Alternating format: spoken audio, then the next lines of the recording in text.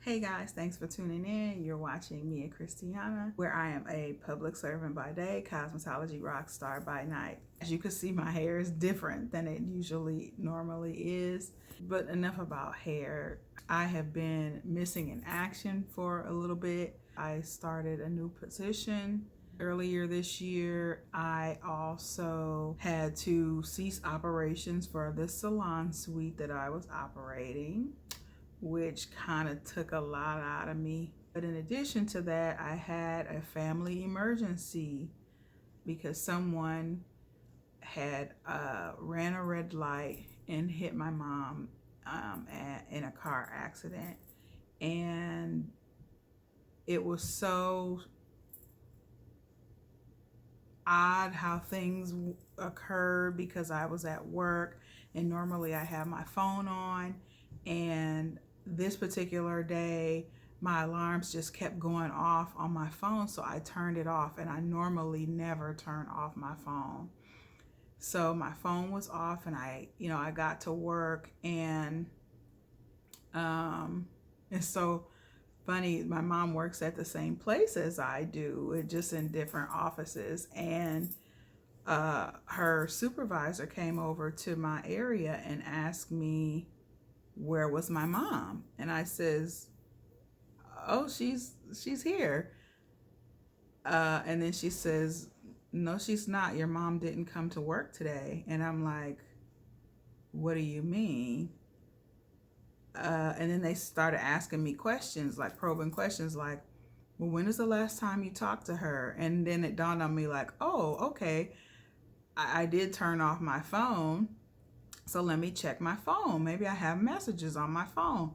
So I turn on my phone and I see a message from my mom that says that she was involved in a car accident. And I'm like, you know, how you're kind of dumbfounded and you don't really know, you're not comprehending what's happening. So then this guy who works with my mom, he just matter of factly says, "Your mom was involved in a car accident and she's at the hospital." And I'm like, "What do you mean?" Here's me. I'm like, "What?" So I left work and I went to the hospital, and sure enough, she's there at the hospital, and the car was totaled, and uh yeah, there my mom was. She was in the hospital. It's like you're doing good. You think you're doing well and you're in control of your vehicle, and then here comes somebody who just doesn't care, and you are the one that has to bear the brunt or bear the burden of someone else's lack of care. So I just want to urge you guys to make sure that you're careful on the road, because you can only control what it is that you do and what you're like. You can't control other people. But today I wanted to talk a little bit about self-care and what we think that is and what we think it isn't.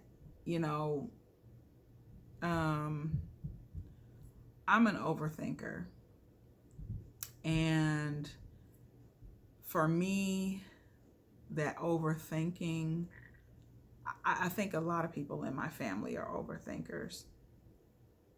I know I'm always in my head. I'm always playing out mental scenarios on how things could go. And I've recently learned and realized that it's because I'm trying to control the outcome or trying to control the situation. And that's not good. Sometimes I will overthink things to the point of inaction, or where it causes me problems in my personal decision making, in my professional decision making. There have been many a times where I will forego making a decision because I'm overthinking.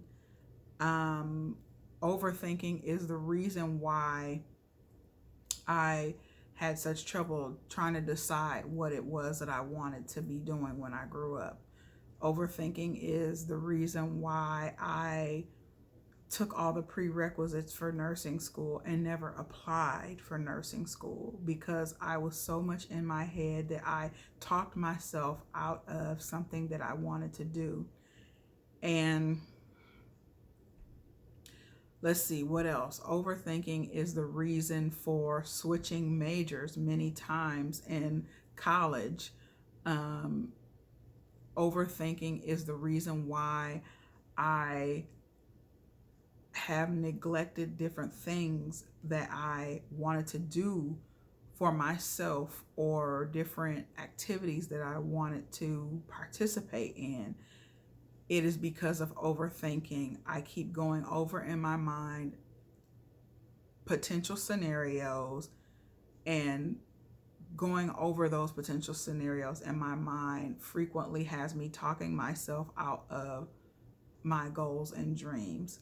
That is very problematic. I don't know if there's anybody else out there that does that or that is like that, but that is me sometimes. So I want to talk about self-care today in the form of doing nothing. And you may be like, well, how is that self-care? Sometimes, if you are the type of person who overthinks frequently, you can get so bogged down by details, very minute details, where that minute detail will spiral into a whole big thing, and it will be the reason why you choose not to act. So today I'm talking about self-care from the standpoint of doing nothing. But I don't mean doing nothing as in being lazy. I mean, sometimes it's okay to just veg out and just be and exist. Because if you are an overthinker, your mind is oftentimes overworked. And when your mind is overworked, you are largely ineffective. And I say that to you guys, but I'm talking to myself as well. Self-care in the form of vegging out or just doing nothing may mean, like for example, today, I'm going to do just simple tasks, because sometimes the only way that I can kind of keep myself out of my head is if I go about things in a task format. So for example, today my plan is to go to Salvation Army to drop off some things that I've been meaning to get rid of. So it serves two purposes. It's task-based. I have already done the overthinking process of weeding down things. I have put them in bags, and I'm actually going to take them to Salvation Army. That's a task. I am also planning to go get my toes done. That's a task. I don't have to think while I get my toes done. Now, when I get there to get my toes done, I may overthink slightly with regards to what nail polish color that I want to get, but that's not really one of those, it's not an earth-shattering decision. I can pick a color, whatever the color that I pick, it'll be fine. It doesn't matter what color I pick. I might want to match my nails up with that color, but that's not an earth-shattering decision. So overthinking about a nail polish, I'm not going to spiral that thought out of control, because it's just nail polish. It's not going to really impact anything beyond my nails and toes. Okay, so another thing that I'm going to do today is I'm going to go to the grocery store. My simple task, I'm going to spend time. We're just going to barbecue. I'm going to sit there and I might warm some baked beans. I don't have to think about warming baked beans because I know how to warm baked beans. I might decide to cook something else. I'm going to buy hot dogs. Like, that's a task. So I say all that to say I'm chilling today. I'm not about to think about stuff. A lot of times during my work week, my mind is overactive, and sometimes I feel overworked because of my thought process, the way I think about things. So for a person like that, sometimes it is okay to just do nothing. And I don't mean just doing nothing to the point of being lazy and ineffective, but I mean do nothing like give your mind a rest. You can always come back to those thoughts at a different later time. And I'm pretty sure that if you give yourself time and grace, that you will be able to recover. And then when you come back to things, you won't be as taxed, or you may be able to come at something with a new or fresh perspective because you have not overthought yourself out of control. So yeah, I just wanted to come on here and say that. Hope you guys like this video. Maybe it will help somebody. I don't know. But, you know, until next time, thanks for tuning in. Tell me in the comment section, are you an overthinker? What are some things that you do to help yourself? Other than that, peace, guys. It's warm out. Let's have some fun.